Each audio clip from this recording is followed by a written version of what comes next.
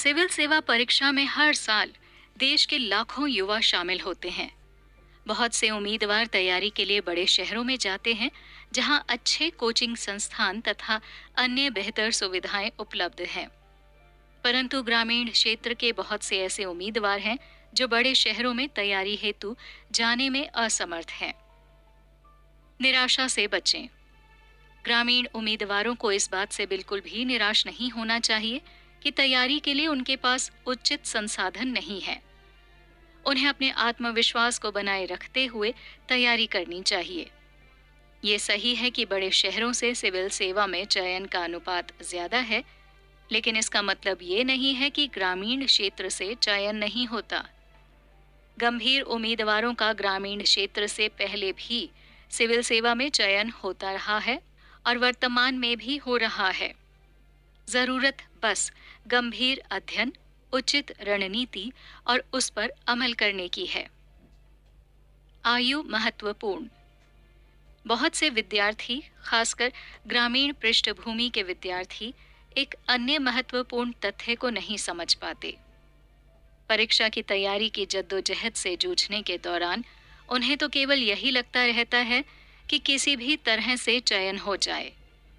चयन होना ही उनका एकमात्र उद्देश्य होता है, जो सही भी है। इस चक्कर में वो सर्विस करियर की इस सच्चाई को भूल ही जाते हैं कि वो जितनी कम उम्र में चयनित हो जाएंगे, आगे का करियर उतना ही अधिक बेहतर होगा। वो उतने ही बड़े पद से रिटायर होंगे। आगे चलकर ये बात बहुत अधिक मायने रखती है। आप इसे इस तरह सोचकर देखिए कि किसी एक ही वर्ष में एक ही सर्विस में दो लड़कों का चयन होता है, जिनमें से एक की उम्र 23 साल है और दूसरे की 29 साल। वो दोनों एक ही बैच के हैं, लेकिन दोनों की उम्र में 6 साल का अंतर है।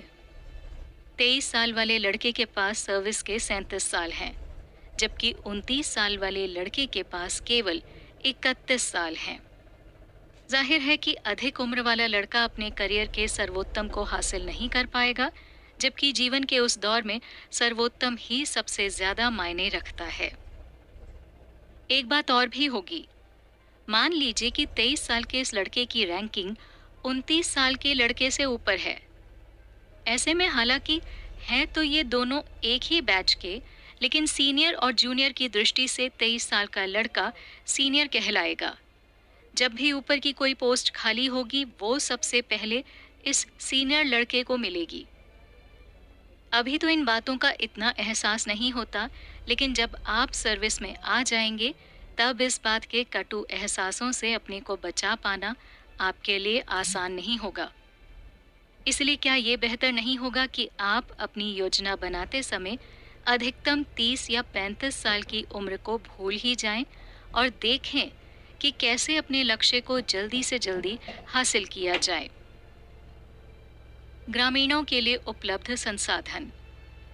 देश में सूचना क्रांति होने के बाद आज ग्रामीण और दूर दराज के क्षेत्र में भी इंटरनेट की सुलभता हो गई है। ग्रामीण क्षेत्र के उम्मीदवारों को इंटरनेट का बेहतर प्रयोग करना चाहिए। इस तकनीक द्वारा उम्मीदवार समसामयिकी, देश विदेश की घटनाओं की नवीनतम जानकारी से लाभान्वित हो सकता है। साथ ही आजकल वेबसाइट पर आईएएस के लिए बहुत कम फीस में ऑनलाइन कोचिंग की सुविधा उपलब्ध है। मोबाइल का प्रयोग आज बहुत से उम्मीदवार करते हैं। मोबाइल पर इंटरनेट की सुविधा भी बहुत कम मूल्य में उपलब्ध है। इस तकनीक का प्रयोग भी उम्मीदवार समाचार पढ़ने, आवश्यक सूचना की जानकारी आदि के लिए कर सकते हैं। ग्रामीण क्षेत्र के उम्मीदवार अपने आसपास के क्षेत्र में स्थित कॉलेज के पुस्तकालय का बेहतर प्रयोग कर सकते हैं। आमतौर पर पुस्तकालयों में पढ़ने का अच्छा माहौल होता है, जहां उम्मीदवार सिविल सेवा परीक्षा की प्रति को देखते हुए गंभीर अध्ययन कर सकते हैं। उम्मीदवारों को अपनी जानकारी और विश्लेषणात्मक क्षमता को बढ़ाने के लिए रेडियो पर बीबीसी के समाचार बुलेटिन व अन्य रेडियो समाचार कार्यक्रम अवश्य सुनने चाहिए। ये बहुत ही सस्ते और आसानी से उपलब्ध होने वाले संसाधन हैं। सिविल सेवा परीक्षा में समसामयिकी आधारित प्रश्नों की संख्या को देखते हुए रोज अखबार का अध्ययन करना चाहिए। अगर अखबार आसानी से उपलब्ध नहीं है, तो अखबारों के ऑनलाइन संस्करण को पढ़ा जा सकता है। उचित दृष्टिकोण। ग्रामीण क्षेत्र के उम्मीदवारों को सबसे पहले सिविल सेवा परीक्षा के पाठ्यक्रम का अवलोकन करना चाहिए। उसके बाद विश्वसनीय अध्ययन सामग्री से अध्ययन करना चाहिए। उम्मीदवार यदि ऑनलाइन कोचिंग करने में असमर्थ हैं, तो उन्हें निराश होने की आवश्यकता नहीं है। ऐसे उम्मीदवारों को पत्राचार पाठ्यक्रम का लाभ उठाना चाहिए। इसके द्वारा पूरे भारत में हजारों उम्मीदवार लाभान्वित हुए हैं। तैयारी के दौरान ग्रामीण उम्मीदवारों को मार्गदर्शन संबंधी समस्या सबसे ज्यादा होती है। उचित मार्गदर्शन के अभाव में सही तैयारी भी नहीं हो पाती और समय व ऊर्जा दोनों की बर्बादी होती है। परीक्षा हेतु मार्गदर्शन के लिए उम्मीदवारों को अपने किसी सीनियर से संपर्क करना चाहिए। साथ ही किसी कोचिंग संस्थान से संपर्क में रहना बेहतर होगा। उम्मीदवारों को अध्ययन की शुरुआत कठिन किताबों के स्थान पर सरल किताबों से करनी चाहिए। जैसे किसी भी विषय की पढ़ाई की शुरुआत एनसीईआरटी या एनआईओएस यानी national institute of open schooling की किताबों से करनी चाहिए। अभीष्ट विषय से संबंधित आधारभूत समझ विकसित करने के बाद संबंधित विषय की विश्वसनीय किताबों का अध्ययन करना चाहिए। ये रणनीति परीक्षा के लिए सहायक होगी।